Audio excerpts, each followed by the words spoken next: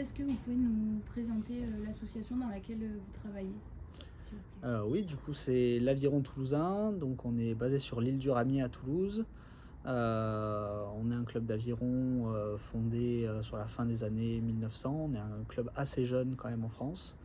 Donc, une association de loi de 1901. On fonctionne avec un bureau. Donc, nos responsables sont tous bénévoles. Euh, on fonctionne avec un comité directeur qui nous manage et supervise toutes nos missions. Pardon. Et après, nous, on est 3 entraîneurs professionnels à temps plein au club pour s'occuper des différentes activités du club. Justement, par rapport à votre métier, est-ce que vous pouvez le présenter, ses principales missions également? Alors moi, personnellement, je suis responsable des U15, donc des plus petits. Une catégorie où il y a des jeunes qui vont avoir de 9 ans jusqu'à 14 ans. Donc je m'occupe de toute la programmation d'entraînement, toute la planification, la partie gestion des compétitions, gestion des déplacements, des stages, des cotisations, des prises de licence. Je manage toute cette catégorie-là, du début à la fin. Je fais aussi toute la partie Avifit, donc ça c'est un truc qui est créé par la Fédération française d'aviron et qui permet d'offrir des cours de fitness liés à l'aviron autour du rameur. Donc ça c'est une prestation extérieure à la licence que les adhérents peuvent prendre et qui prend... on a une quinzaine de clients à peu près à l'année qui viennent faire de l'Avifit 1 ou 2 fois par semaine. Donc ça demande une gestion puisque c'est des coachs bénévoles qui encadrent les séances et moi qui chapeaute toute la gestion des prises de séances, etc. Et après, je m'occupe de plein de tâches administratives diverses. Ça peut être de appeler la mairie pour enlever l'arbre qui vient de tomber juste devant, à plein de choses qui arrivent sur le coup au quotidien. Et plus par rapport à vous, vous pouvez nous expliquer votre parcours scolaire et après un peu plus professionnel? Ouais. Du coup, moi j'ai fait un bac STL, donc de labo, parce que j'étais bon en physique et en chimie. Je suis tout de suite allé en STAPS. Je suis pas passé par la licence, je suis passé par un DUST, je sais pas si c'est toujours ça, et je pense que c'est toujours ça. J'ai pas été pris à Toulouse, je suis allé à Brive-la-Gaillarde moi pour faire mes 2 années de DUST, donc en sport de plein air, je crois que c'était DUST AGAPSC, activité, gestion des activités socio-culturelles, je crois. Je me souviens plus, c'était un moment. J'ai enchaîné après par une licence professionnelle en tourisme et loisirs sportifs, à Brie aussi. Et une fois que j'ai fait ça, j'ai travaillé 2 ans en tant que saisonnier un petit peu partout, en station de ski, en camping, en hôtel. Et après, je suis revenu sur l'aviron. Donc mon sport, moi je pratique l'aviron ici dans ce club depuis que j'ai 8 ans. J'ai passé un diplôme d'état pour me spécialiser en tant qu'entraîneur d'aviron, puisque mes diplômes STAPS ne me permettaient pas d'entraîner. Et donc je suis diplômé depuis 2 ans maintenant et j'entraîne ici depuis 2 ans avec ce diplôme. Et chaque année, je me forme, je continue à me former. Récemment, j'ai fait une formation sur le management justement d'équipe parce que j'en avais besoin. Voilà. Pourquoi vous avez décidé d'exercer ce métier du coup? Comme je disais, moi j'habitais juste en face du club, là sur la grande barre d'immeuble que vous pouvez retrouver juste dehors. Donc j'ai grandi en regardant de l'aviron, j'ai toujours voulu faire de l'aviron. Souvent nous on commence autour de 9-10 ans parce qu'il faut savoir nager pour pouvoir faire de l'aviron, il faut avoir un brevet de natation. Moi très vite je suis allé au club en disant j'ai envie d'en faire, je sais nager, donc prenez-moi. Donc j'ai commencé un peu plus tôt. Ça a été le sport qui m'a fait grandir et qui m'a fait apprendre à me connaître, etc. J'étais champion de France en 2012. J'ai participé au championnat de France chaque année après, sans être médaillé. Et après, je suis parti voir d'autres choses. Après, je crois que c'était en 2016, où j'ai fait d'autres sports, mais qui m'ont plu, mais pas autant que l'aviron. Et suite à la fin de mes études, ma partie en tant que saisonnier, j'avais envie de trouver un emploi stable qui me permettait d'avoir mon chez moi, de fonder ma famille, etc. Donc du coup, je me suis tourné sur l'aviron, je suis revenu au club, j'ai fait 2 années en tant que bénévole, et après j'ai passé les diplômes et maintenant j'entraîne. Voilà, c'est ma passion. Voilà. Et justement, pour en revenir à votre formation managériale qui est assez récente, Ouais. qu'est-ce qu'elle vous apporte aujourd'hui dans votre quotidien? C'est des outils, ça m'a fait découvrir plusieurs outils qui me permettent de plus facilement gérer certains groupes. On fonctionnait beaucoup avec WhatsApp. Donc il y avait une grande partie des, euh, des bénévoles qui étaient gérés via des conversations WhatsApp. Et maintenant, on utilise d'autres outils comme Spond ou autres, ou des méthodes aussi de communication qui nous permettent de plus facilement communiquer de manière plus claire, plus brève avec les bénévoles. Parce qu'on est un club où il y a 3 salariés, mais on travaille de manière hebdomadaire avec une trentaine de bénévoles, donc ça demande pas mal de gestion. Voilà. Moi personnellement, sur la catégorie jeune où je suis responsable, il y a 2 bénévoles. Sur la vie fit, il y a aussi 2 bénévoles avec potentiellement une personne qui est en train de se faire former là, donc une 3e. Voilà.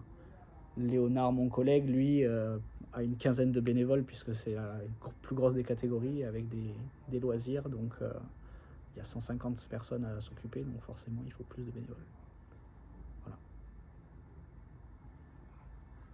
Et par rapport plus au métier concrètement, est-ce qu'il y a des difficultés ou des contraintes que vous rencontrez spécifiquement dans ce métier comparé à d'autres? Serait-ce que sur les horaires, si vous travaillez les jours fériés ou les week-ends La plus grosse contrainte, il va y en avoir 2. Déjà, on fait un sport de plein air, donc forcément, comme maintenant, on doit subir ce que les éléments on doit faire avec ce qu'on a, quoi. Là, la Garonne est en crue, donc on peut pas ramer, canicule, fort vent, température très froide, ça fait que ça nous empêche parfois de pratiquer. Encore qu'à Toulouse, on est plutôt bien logé, ça va, ça nous arrive pas souvent. À d'autres endroits, il y a des moments où j'ai un collègue qui travaille à Brive-la-Gaillarde pendant 4 mois, il vide le lac, donc ils peuvent pas ramer pendant 4 mois. Voilà. La deuxième chose, ça va être toute la partie déplacement en compétition. Je prends un exemple plus commun, un club de foot, il part en compétition avec ses joueurs, ils doivent avoir leur maillot, leur crampon, peut-être un ballon, voilà, avoir des arbitres bénévoles qui viennent en fonction des niveaux. Nous, il faut qu'on ramène tous nos bateaux avec nous. Les plus grands bateaux d'aviron, c'est des 8, ça fait 19 mètres, donc il faut une grosse remorque. Voilà, ça demande beaucoup plus de gestion et de logistique en amont et en aval de la compétition et pendant aussi la compétition forcément. Ça nous demande d'avoir un permis remorque par exemple parce que sinon on ne peut pas transporter tous ces bateaux. Donc, voilà. C'est les 2 grosses contraintes qui dans ce métier mais qui font partie de notre quotidien, quoi. Voilà. Est-ce que vous pouvez nous décrire une journée type? Ouais. Moi, souvent, je commence le midi et je termine à 20h le soir. Donc, je fais une journée de 8 heures à peu près. Je travaille du mardi au samedi. Forcément, il y a des journées moins longues. Il va y avoir des moments dans la saison où c'est bien plus dense que d'autres. En ce moment, c'est très calme puisqu'il n'y a pas de compétition. Donc, on travaille moins. On est sur un contrat en 35 heures annualisé. Donc là, on travaille beaucoup moins parce que quand on part en compétition, surtout le week-end, on est sur un forfait d'une dizaine d'heures à la journée. Du coup, la journée type, souvent, ça va être entre midi et 2 de la partie administrative, réponse aux différents messages. Moi, je m'occupe d'une catégorie où il y a 35 jeunes. Donc forcément, à côté, il y a 70 parents qui posent plein de questions.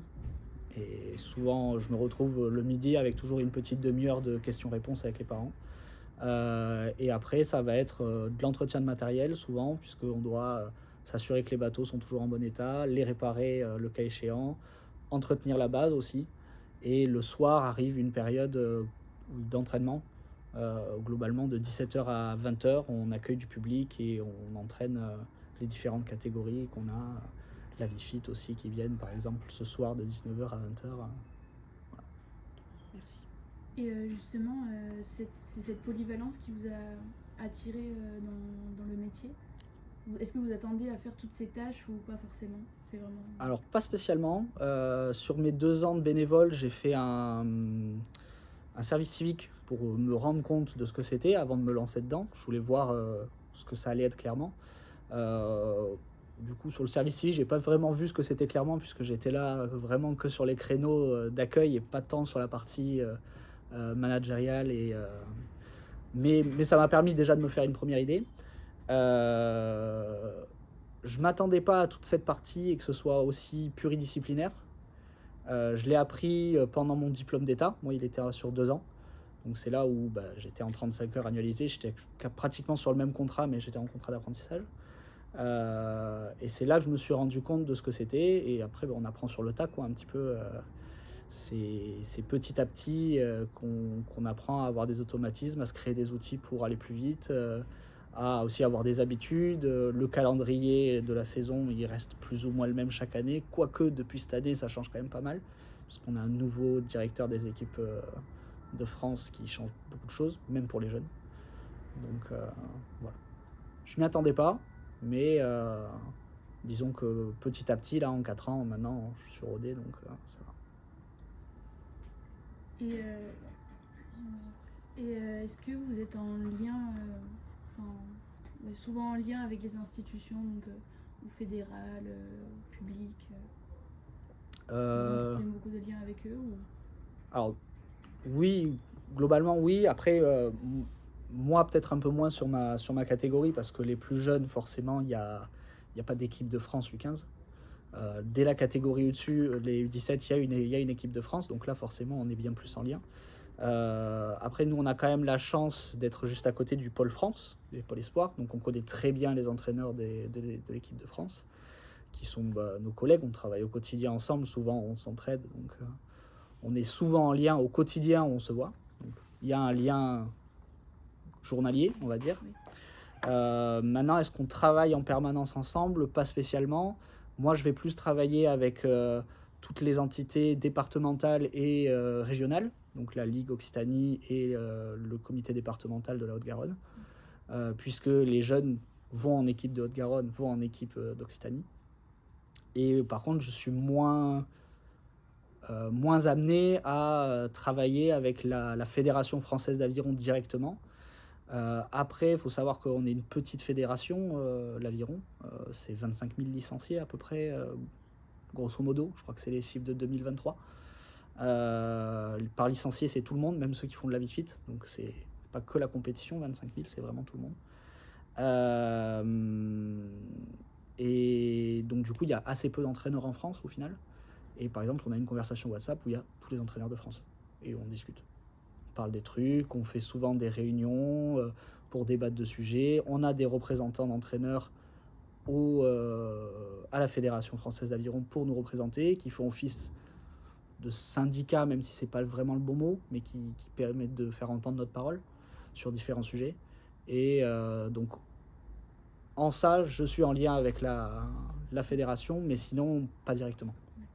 Au niveau des tâches managériales, vous travaillez plutôt seul ou vous êtes plusieurs à vous en occuper? Alors, il y a une hiérarchie qui est posée. Le président, du coup, chapeaute toute l'association. Nous, après, dans le comité directeur, donc pas dans le bureau, mais le comité directeur, on a 2 personnes qui s'occupent des ressources humaines. Nous, du coup, les trois professionnels surtout, et les bénévoles, même si ils passent par nous pour parler aux bénévoles.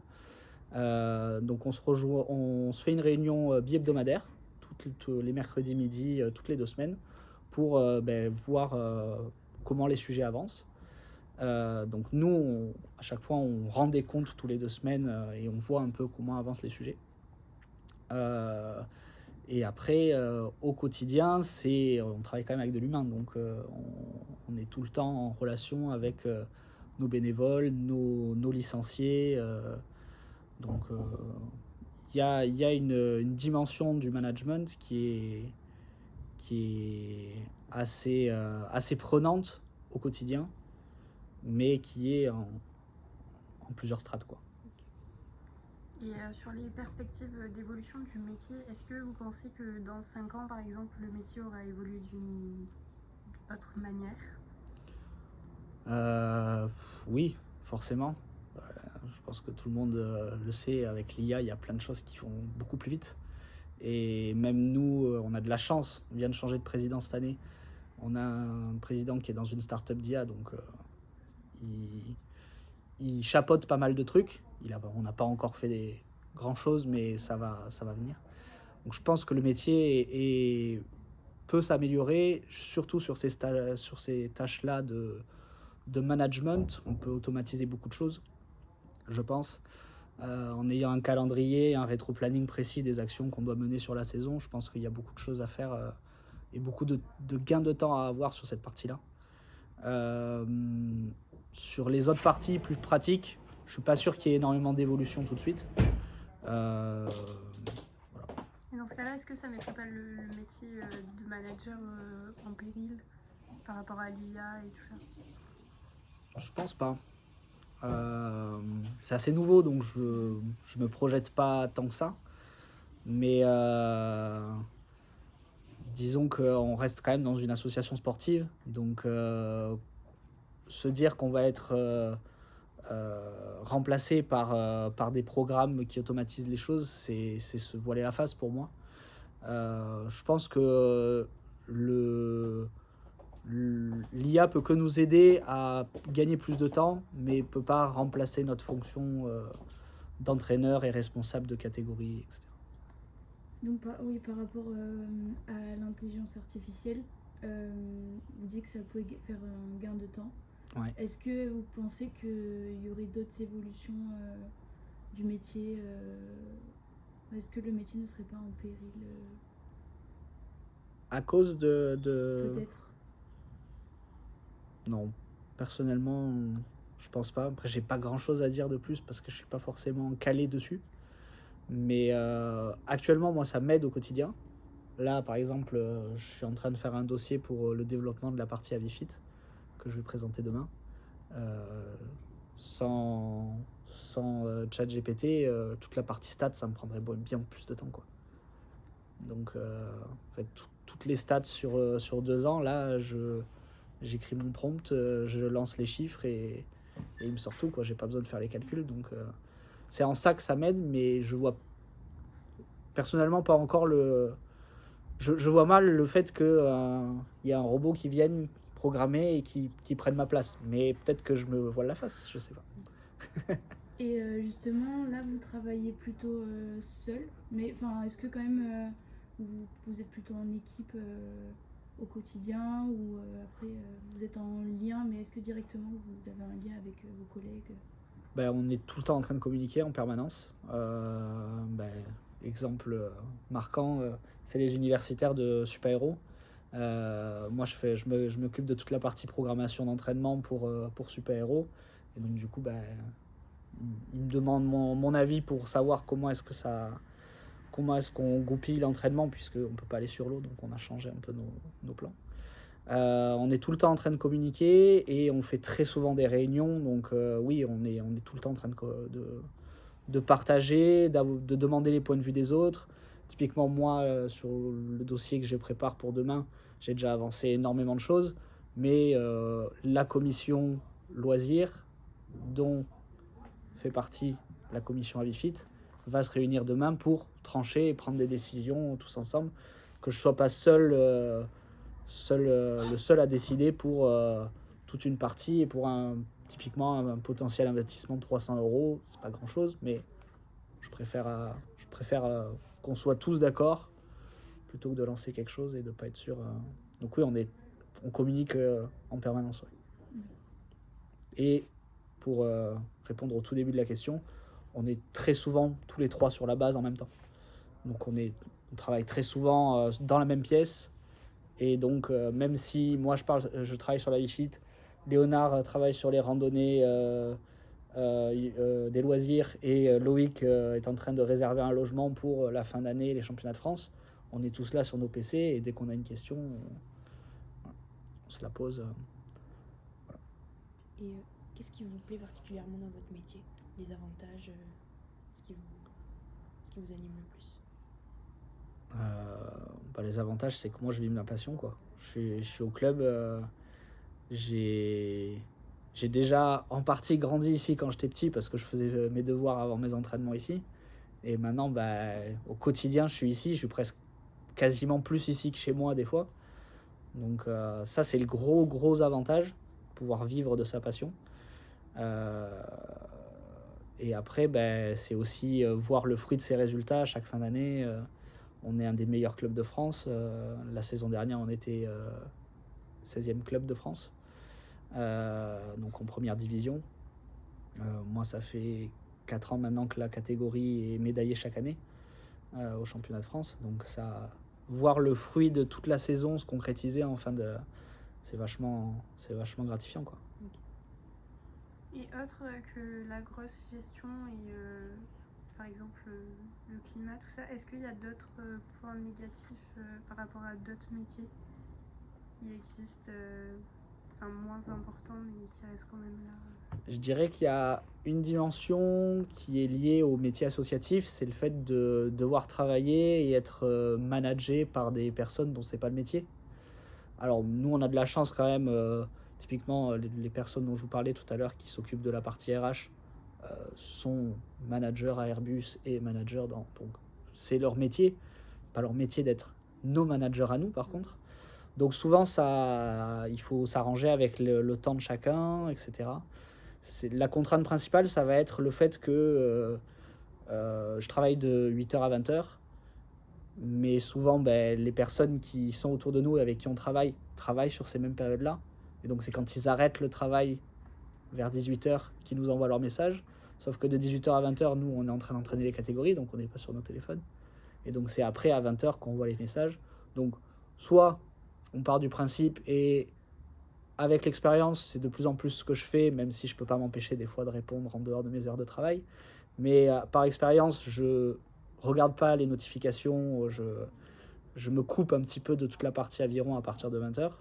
Et c'est pour ça que j'ai dit je reprends le lendemain vers de midi à midi et demi pour répondre et dialoguer avec les différents bénévoles.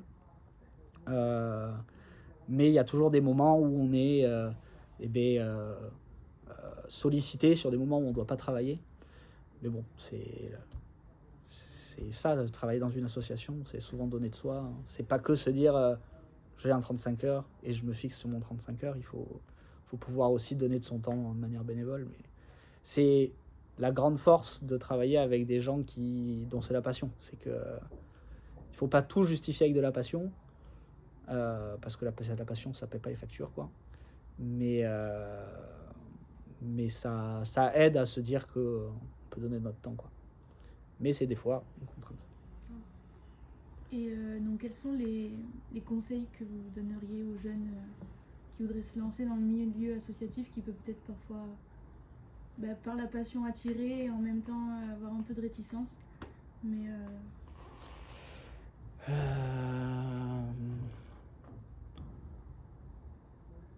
Je pense que avec l'expérience, faire un service civique, c'est intéressant, surtout sur les périodes d'études, si on s'en sent capable et si on a le temps. Je crois qu'en plus c'est toujours un peu plus rémunéré quand on est en études, si je ne me trompe pas actuellement, c'était le cas à mon époque, je ne sais plus si c'est le cas maintenant. Et par contre de bien demander de voir toutes les parties du métier, parce que moi, comme je vous l'ai dit, c'est pas ce que j'ai fait. Enfin, moi j'ai fait ce qu'on m'a demandé, quoi. mais essayer de se plonger, de voir un petit peu tous les pans du métier et tout ce que ça implique de travailler dans un métier d'entraîneur, quelle que soit la discipline. Pas que de voir la partie je suis avec mes athlètes et je les entraîne, quoi. Voir aussi la partie j'organise la compétition, j'organise la logistique, je fais attention à ce que la base soit bien entretenue. J'essaye d'avoir de bonnes relations avec la mairie, mais j'essaye aussi de faire gaffe à ce que la Fédé propose comme offre. Je manage une équipe de bénévoles. C'est très pluridisciplinaire le métier d'entraîneur. Et je pense que c'est important de se plonger dans... Enfin, de pouvoir essayer le métier en sachant ce que ça implique dès le début. Donc le conseil c'est faites-vous une idée de la chose pour éviter d'être déçu, quoi.